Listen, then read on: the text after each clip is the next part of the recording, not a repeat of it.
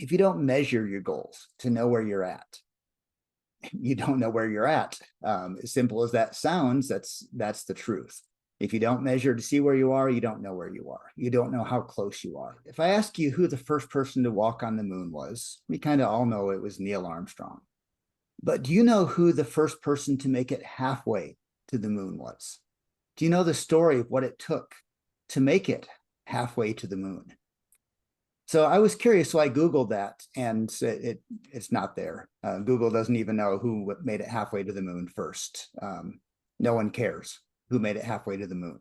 They care who made it to the moon. Matter of fact, all that came up was stories about Neil Armstrong when I Googled halfway to the moon. As we're looking to achieve our goals, they're a goal, it's an endpoint, it's something we want to get to. Now, yes, there's some advantage to making it halfway there. If your goal is to get $1 million and you get $500,000, I'm probably not going to complain with that. If my goal is to make it to the moon and I make it halfway there, I'm actually lost in the middle of space. And that's not really where I want to be, stuck in the middle of space.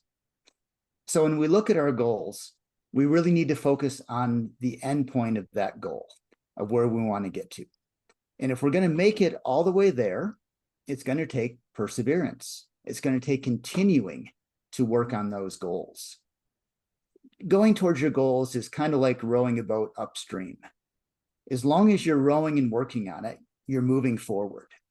But as soon as you stop to take a rest, you start moving back down again, and you start losing that ground. So perseverance. Easy to say it. And the people who always say you need to persevere are the ones who are not doing the goal themselves. They're just telling somebody else that. It just becomes a word we throw out. Oh, if you persevere, you'll get there because you're doing it instead of me. So that's always nice. But how do we actually persevere?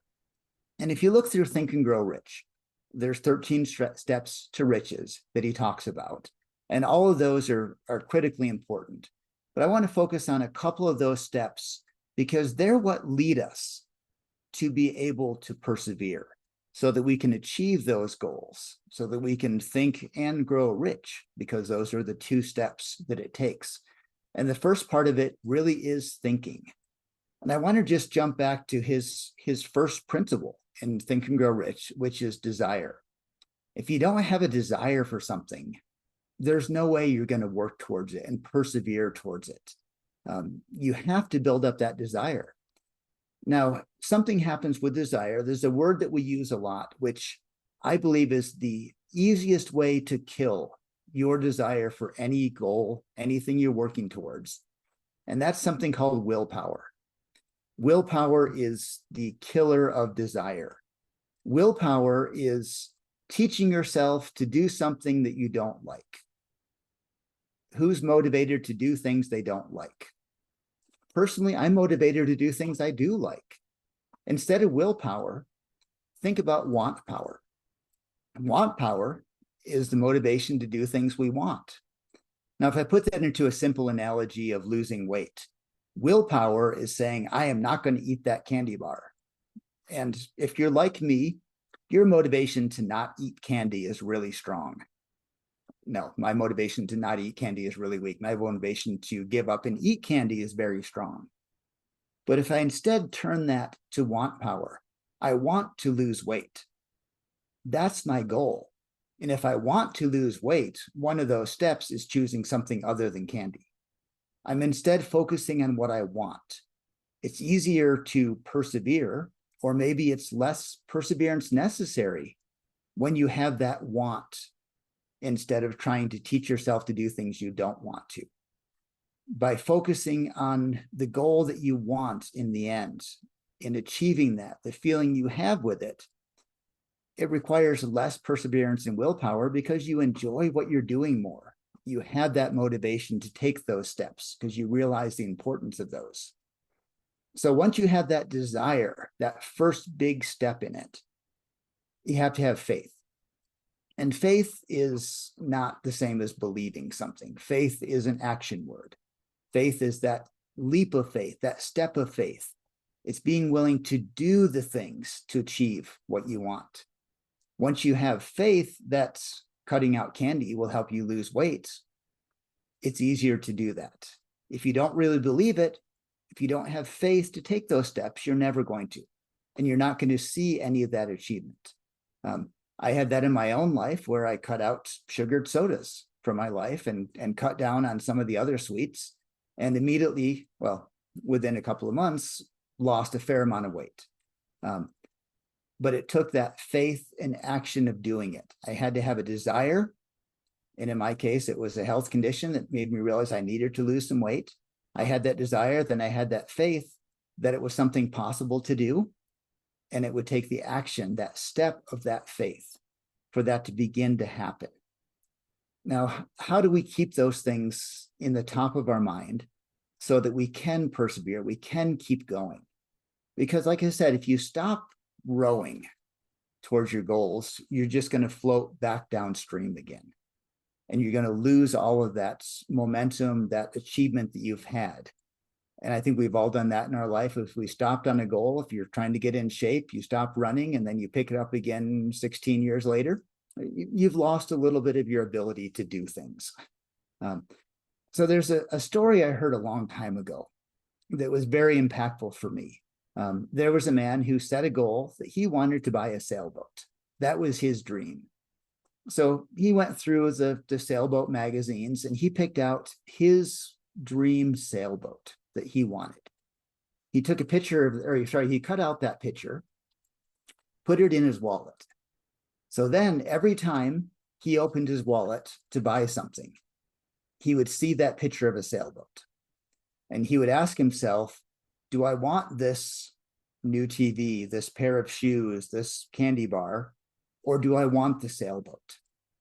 And when he looked at that sailboat, that rekindled his desire, his faith in that he could do it.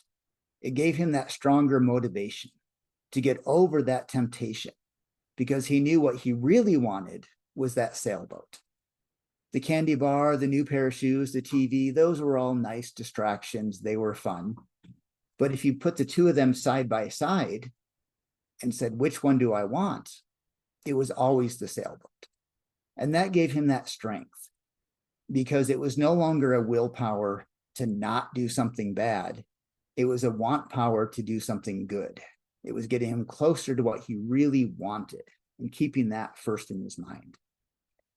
So those first two steps in Think and Grow Rich of desire and faith are really the foundation for perseverance.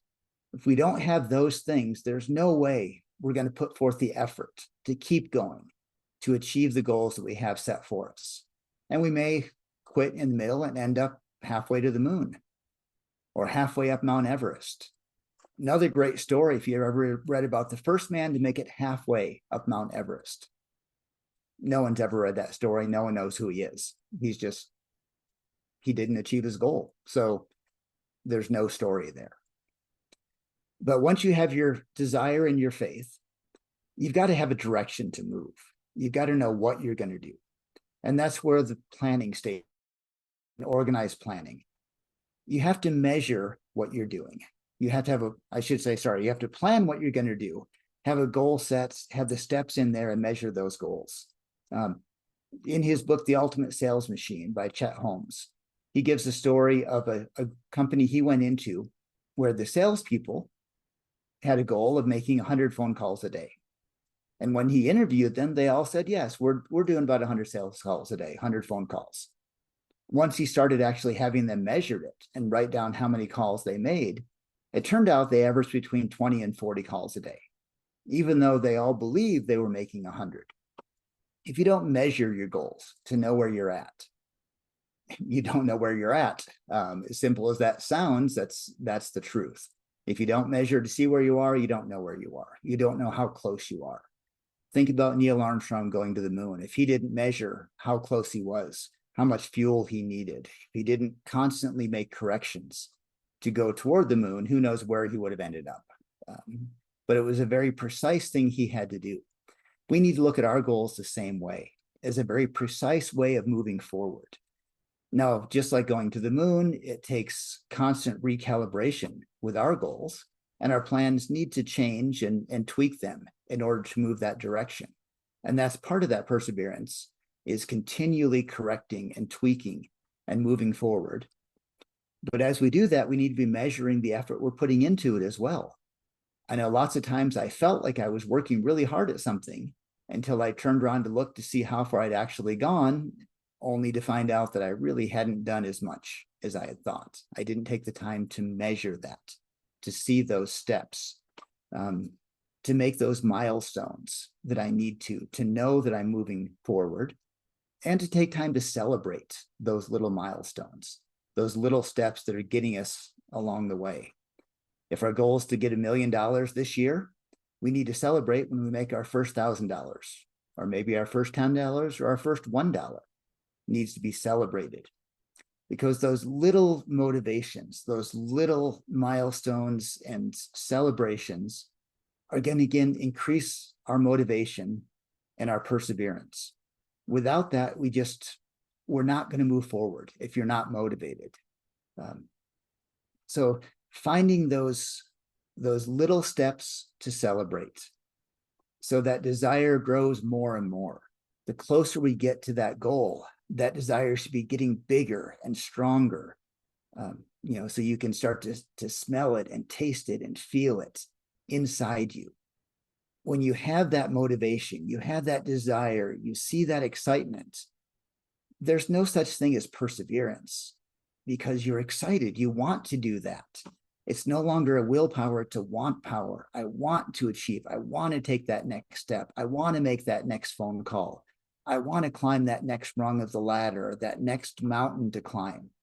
It's a joy instead of a challenge.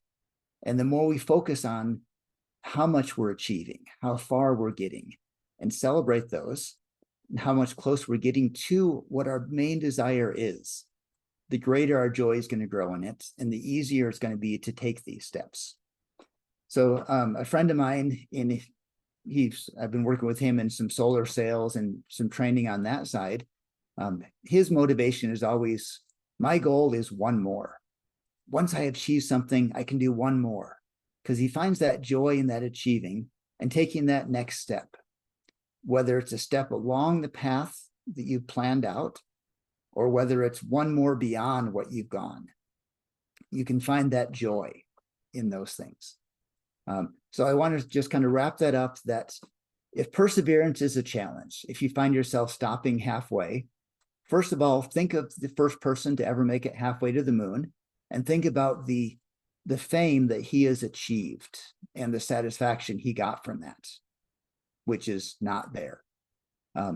Think about what you can, how you will feel as you achieve that final goal, and the joy that you can get from that. And then that perseverance is no longer a challenge, but it's a joy to make it that far.